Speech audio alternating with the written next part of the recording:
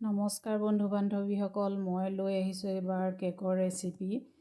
কণী আৰু ৰিফাইন তেল একেবাৰে নাই দিয়া। কেনেকৈনো বনাইছোঁ মই চাবচোন আহক আপোনালোকেও। গাখীৰত প্ৰথমতে গুড় অলপমান দি ভালধৰণে মিলাই ল'লোঁ। তাৰপাছতে তাতে দৈও দিলোঁ, 6-7 চামুচমান দৈও দি মিক্স কৰিলোঁ ভালকৈ। চেনি 4 চামুচ 5 চামুচমান দি চেনিখিনিও মিলাই লৈ ধুনীয়াকৈ মিক্স হৈ গ'ল তেতিয়া তাতে আটা আৰু ময়দা দুইটা সমানে মিলাই লৈ ডাঙৰ কাপ এটাৰে সেয়াও দি দিলোঁ 1 কাপ। সেইখিনি ভালধৰণে মিক্স কৰাৰ পাছত তাত দি দিলোঁ 6-7 চামুচমান গৰু ঘিউ। সেইখিনিও খুব সুন্দৰকৈ মিক্স কৰি ল'লোঁ।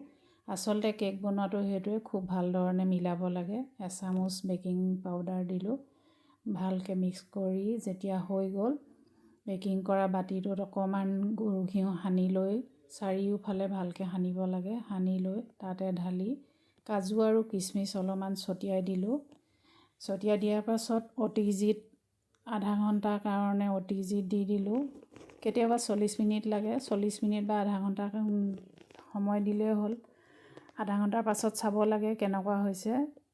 তাৰপাছত কেকটো হৈয়ে আহিব নহয়, দেখিব ফুলি ইমান ধুনীয়া এটা কালাৰ হৈ আহিব। হৈয়ে গ'ল আৰু ৰেডি কেক।